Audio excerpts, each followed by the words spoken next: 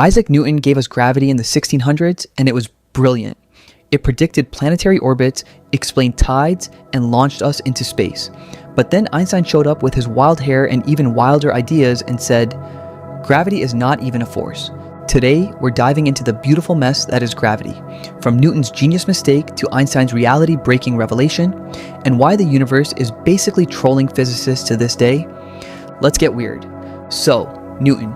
Apple falls, enlightenment strikes, gravity is invented. Great origin story, mostly myth, but the physics? Genuinely revolutionary. Newton said, masses attract each other with a force proportional to their masses and inversely proportional to the square of the distance between them. And it worked. Like, scary good.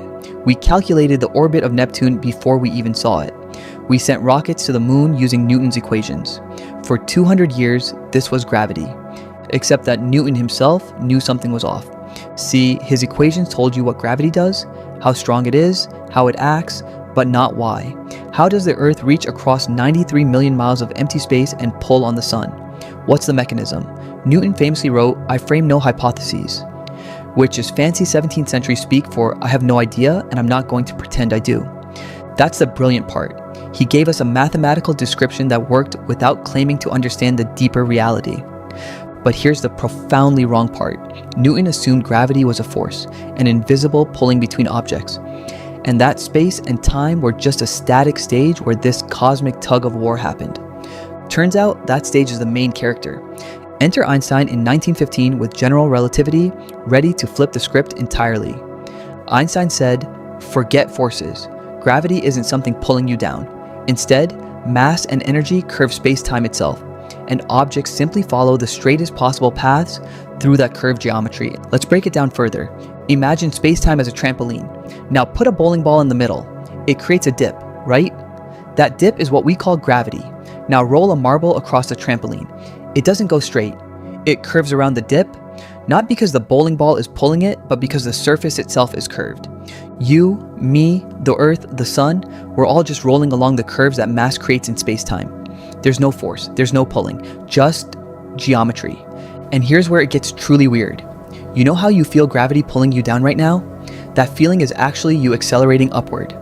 According to Einstein, when you're standing still on Earth, you're not actually standing still. The ground is constantly accelerating you upward at 9.8 meters per second squared. Meanwhile, your body wants to follow a straight path through space-time, what Einstein called a geodesic, which would be free fall. The ground prevents that, so you feel weight. When you're falling, that's when you're actually in your natural state following the curved geometry of space-time without any force acting on you. Astronauts in orbit aren't floating because there's no gravity. There's tons of gravity up there. They're floating because they're in free fall, constantly falling around Earth, following space-time's curvature. Mind blown. But wait, curved space-time isn't just a fancy metaphor. It has real, testable, absolutely bonkers consequences. Light bending. Light has no mass, so Newton's gravity shouldn't affect it at all. But space-time curvature doesn't care. Light follows the curves too. During a solar eclipse in 1919, scientists observed starlight bending around the sun exactly as Einstein predicted. The universe was literally using a star as a lens. We now use this gravitational lensing to study distant galaxies. Time dilation. Here's a fun one. Gravity slows time. The stronger the gravity, the slower time moves relative to someone in weaker gravity. GPS satellites orbit high above Earth where gravity is slightly weaker, so their clocks run slightly faster than ours. If we didn't account for this Einstein effect, your GPS would drift by miles every day.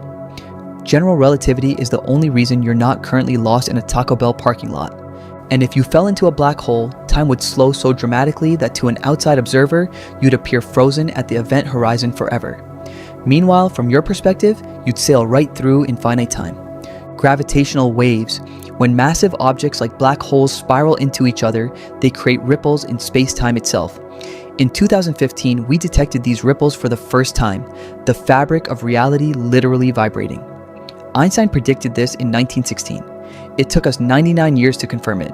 The man was playing chess while everyone else was playing checkers. Okay, so Einstein figured it out, right? Gravity is curved space-time. We're done here? Not even close. Because here's the embarrassing secret physicists don't like to talk about. We still don't know what causes gravity at the fundamental level. We have a theory for the other three fundamental forces: electromagnetism, the strong nuclear force, the weak nuclear force, and they all work through quantum mechanics. Particles exchange force-carrying particles called bosons. Photons carry electromagnetism, gluons carry the strong force, W and Z bosons carry the weak force. So gravity should have one too, right? We even named it the graviton. Problem is that we've never found it. Bigger problem, when you try to merge general relativity with quantum mechanics, the math literally breaks. You get infinities everywhere. The equations throw up their hands and quit. This is the big unsolved problem in physics. String theory, loop quantum gravity, various wild ideas. They're all attempts to reconcile gravity with the quantum world. None have succeeded yet. So yeah, we can land rovers on Mars, detect ripples in spacetime from 1 billion light years away, and use gravitational time dilation to make GPS work. But we don't actually know what gravity is at the deepest level. Humbling, isn't it? Here's maybe the weirdest thing about gravity. It's pathetically weak. Seriously, it's the weakest of the 4 fundamental forces by an absurd margin. Electromagnetism is about 10 to the power of 36 times stronger. That's a trillion times stronger. Don't believe me? Grab a refrigerator magnet.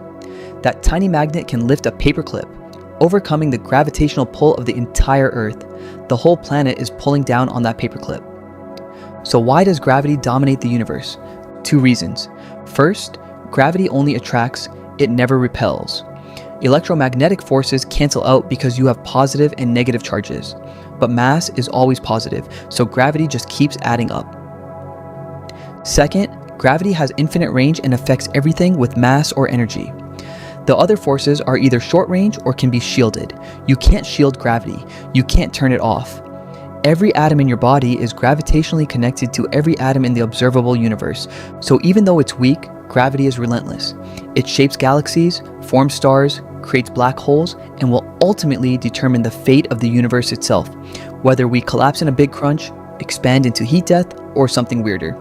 The weakest force is the universe's architect. So here's where we are. Newton gave us a brilliant description of gravity that's still useful today, but didn't explain what it actually is. Einstein showed us that gravity isn't a force at all, but the curvature of spacetime, a revelation that's been confirmed again and again and has reshaped our understanding of reality. We know gravity bends light, slows time, creates waves in spacetime, and that falling and floating are the same thing from different perspectives. We know it's absurdly weak, yet shapes everything from planets to galaxy clusters. And we still can't reconcile it with quantum mechanics, meaning the most familiar force in our daily lives is, in some ways, the most mysterious. Newton was brilliantly right and profoundly wrong. Einstein was mind-bendingly right, but gave us more questions. And somewhere out there, the universe is laughing at us as we try to figure out why apples fall. Thanks for watching. If your brain hurts, that means it's working.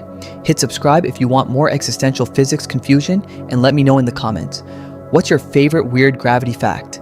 See you next time.